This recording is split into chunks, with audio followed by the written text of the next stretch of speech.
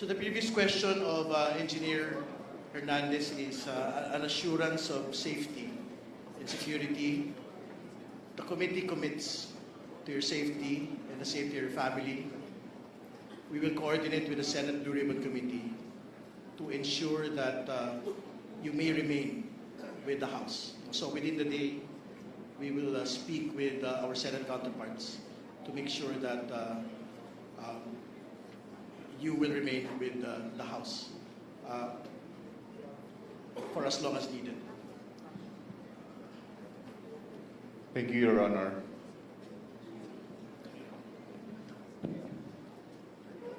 Congressman Adyong is recognized, please. Thank you, Mr. Chair. Mr. Chair, I'd just like to take off from the line of questioning of Congressman Garbin. Engineer Bryce, binigyan ka namin ng oras. You requested for a few minutes para to confer with your lawyers. Are you ready now to answer this question? Sabi mo kanina may mga inform ng mga senador. Tama po ba? Pagkarinig ko. Yes po, Your Honor. So, kanina sinabi mo na mga involved na senador. Ibig sabihin, kasi the line of questioning kanina is that you were receiving a certain amount from Sally Santos. Tama po ba? Yes, Your Honor. At binibigay niya ito sa iyo sa iyong opisina. Tama po ba? Yes, Your Honor. In fact, there's one incident that was mentioned by Sally Santos in the Senate na 245 million yung isang natatanda niya na ibigay niya sa'yo. Tama po ba? Yes, Your Honor. Itong 245, just a portion of that, because according to you, from 2022 up to 2025, your estimate is that it's over $1 billion na yung natanggap mo. Tama po ba? Yes, Your Honor. Approximately. Okay, sige. So binibigay mo to kay Engineer Alcantara. Tama po? Hindi ko po binibigay. Kinukuha niya po Kinukuha, sa sorry. Kinukuha ni Alcantara. Nakabox nga po, sabi niyo nga po, di ba? Yes, Your Honor. Okay, pag sinabi mong may involved, ibig sabihin logic would dictate and you don't need to be a rocket scientist para to assume that yung binibigay ay may hati-hati. Tama po ba? May breakdown. Yes po, Your Honor. Sinasabi niya po, kinukuha na yung commitment. Commitment na ano ibig sabihin commitment? Yung kaninong hatian yon? Kung ako po mag-interpret, commitment po para kay Senator. Okay. May we know sino yung mga sinasabi mong mga kumukuha or may commitment sa mga senador? Kasi you mentioned this earlier before we grant you the request of having a recess suspended. May we know who are these sinasabi mong may mga involved na mga senador? Okay lang po ba basahin ko, Your Honor, kung ano lang po yung naisulat ko? Pero pinapangako ko naman po sa inyo na ang full details ito maibibigay po sa written statement namin ng mga abogado ko. Mr. Chair, our guest is requesting that he be allowed to read. Ito ba yung salaysay mo na pinirmahan mo? Tama po ba? Ito ba yung tinatanong sa iyo kanina ni Congressman Garbin? Yes po, sinulat po at pinirmahan ko rin po. Okay. Mr. Chair, may we request that he be allowed to read his salaysay statement which is signed. Engineer Hernandez, please proceed. Thank you.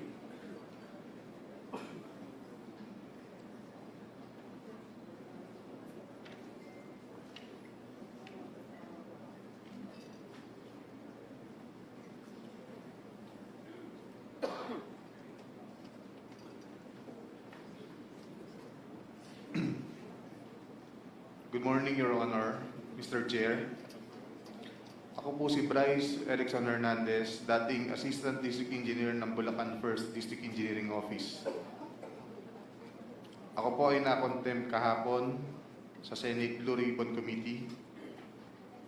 Habang ako po ay nakadetain, nakapag-isip po ako at nagdesisyon na maglabas ng ilang nalalaman ko sa flood control project base po sa aking natatandaan sa ngayon.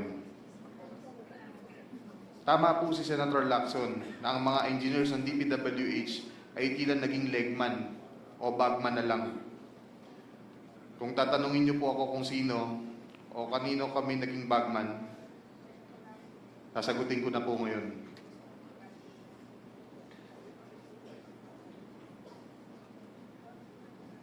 Sabi ni Senator Marcoleta kahapon, ligtas ka na. Hindi po ito totoo. Si Senator Jinggoy Ejercito Estrada, Senator Joel Villanueva, Yusek Robert Bernardo, at D. Alcantara. Si Senator Jinggoy po ay nagbaba ng 355 million ngayong 2025 sa mga ilang projects sa Bulacan.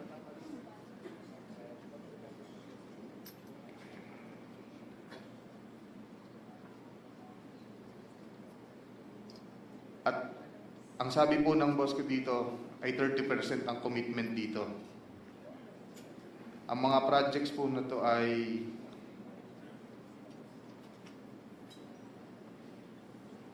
construction of flood mitigating structure with pumping station and floodgate phase 3 sa Hagonoy, Bulacan. Flood control mitigating structure with pumping station and floodgate sa Malolos, Bulacan. Hindi ko na po babasahin lahat to. Isasama ko po to sa aking written statement. No, mahalaga pong basahin yung buong listahan ng mga proyekto. Sige po, These are Your the line items that everyone has been talking about, so I think the nation deserves to know which particular line items that are in the GAA that are being implemented for these particular personalities. Mr. Chair, may I also request that he be directed to read the entirety of his salaysay? Yes, And yes. not to select portion of his salaysay. Para Yes, he po- will. I think he will be required to read the entire, but we need the specific line item in the General Appropriations Act to be able to tie these particular projects to political personalities, not just DPWH engineers, not just contractors. Please proceed. Mr. Chair, may I also ask that the amounts also be read? Yes, I think if it- it's important that the public will also know the Yes, amount. if it is available, Engineer Hernandez, please mention the amount as well. Mr. Chair, saglit na interjection lang. After the statement of Sir Bryce, may we have the copy of his statement para po makapagtanong din yung mga members based on his ongoing statement, Mr. Chair. Maraming salamat. If that is practicable, Deputy Speaker, we will ask him to do it, but it is a written, handwritten statement. So I think we have to listen to his entire salaysay first. Please proceed with the line items, please. Let me repeat it, Your Honor. First, construction of flood mitigating structure with pumping station and floodgate, phase 3, Barangay Mercado, Hagonoy, Bulacan, with an allocation of 60 million pesos. Number 2, construction of flood mitigating structure with pumping station and floodgate at Mambog Creek, phase 3, Malolo City, Bulacan, with an amount of 45 million pesos. Construction of flood mitigating structure with pumping station and floodgate, phase 3, Barangay Iba, Hagonoy, Bulacan, amounting to 60 million pesos. Construction of flood mitigating structure with pumping station at Calero Creek, phase 3, Malolo City, Bulacan, with an amount of 50 million pesos. Construction of flood control structure including pumping station and floodgate, phase 3, Barangay Mayto, Kalumpit, Bulacan, with an amount of 60 million pesos. Construction of flood mitigation structure with pumping station and floodgate at Barangay Santo Rosario Creek, phase 3, Malolo City, Bulacan, with an amount of 40 million pesos. And last, construction of flood mitigation structure including pumping station and floodgate, phase 3, Barangay Carillo, Hagonoy, Bulacan, with an amount of 40 million pesos. And all of that with a total of 355 million pesos, Your Honor. This is supposedly the allocation of which political personality? Senator Jinggoy Ejercito Estrada po, Your Honor. Thank you for the clarification. You can proceed with reading the handwritten statement. Mr. Chair, may I continue? Let me finish the handwritten statement. Tapos lang po yung handwritten statement ng pagbasa. Nagbaba po si Senator Jinggoy at ang kanyang SOP dito ay 30%. As per our District Engineer Henry Alcantara. I-deliver ito nung lumabas ang mga item na to sa GAA. Mga driver namin sa DPWH Bulacan First ang nag-deliver sa kausap nila. Si Christian Santiago at saka si Andre Balatbat. Galing din ito sa utos ni D. Alcantara. Noong 2023 naman, ay naglabas ng 600 million si Senator Joel Villanueva at ang SOP nito ay 30% din. If I'm not mistaken, sorry. Pwede kong sabihin ko po kung anong mga projects to, mga line item din. Please proceed with disclosing the line items so the nation may able to tie the line item to the political personality involved. First, rehabilitation of flood control structure along Balagtas River, Barangay Panginay, Tuwawa, Phase 3, Balagtas, Bulacan, with an amount of 75 million pesos. Construction of Bukawi River Flood Mitigation Structure, Station 12 plus 589 to Station 12 plus 739 at Barangay Bambang, Bukawi, Bulacan, with an amount of 75 million pesos. Construction of Bukawi River Flood Mitigation Structure at Station 4 plus 204 to Station 4 plus 354 at Barangay Turo, Bukawi, Bulacan, with an amount of 75 million pesos. Construction of Bukawi River Flood Mitigation Structure at Station 3 plus 036 to Station 3 plus 236 at Barangay Kaingin, Bukawi, Bulacan.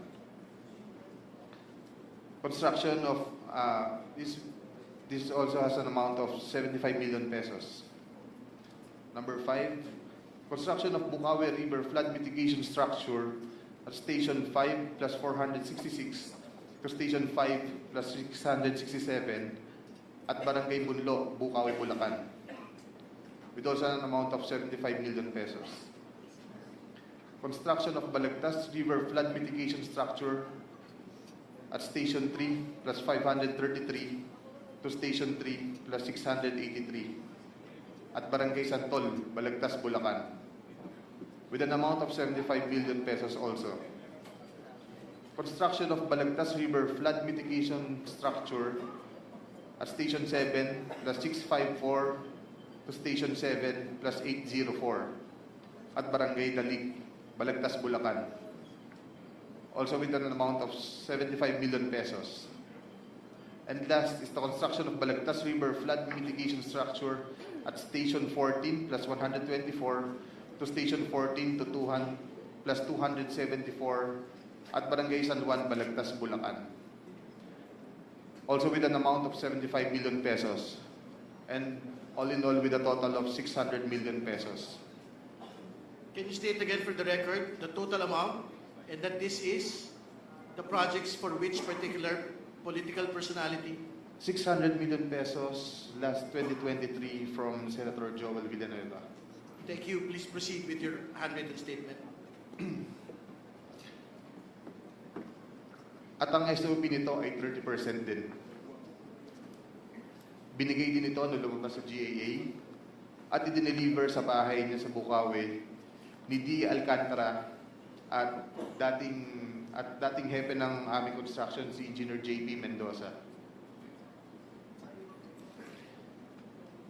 Si D. Alcantara namin ang masasabing chief implementor. Siya po ang kumakausap sa lahat ng politiko na involved dito.